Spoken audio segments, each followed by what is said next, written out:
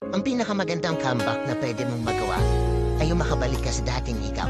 Yung version ng sarili mo na buo, yung ganado, yung masaya. Sa ngayon akala mo imposible, pero habang tumatagal yung panahon na nakabitaw ka na at malaya sa kanya, unti-unti mo nang napupulot yung piraso ng puso mo na binasag ng ibang tao. Slowly marirealize mo na gumagaling ka na pala sa lahat ng mga naranasan mo noon. Hindi ka man makabalik 100% sa dating ikaw.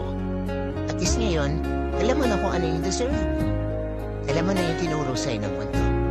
Tapos, sa dulo nito, masasabi mo na lang sa sarili mo na, pwede pala, buti na lang bumitaw ka.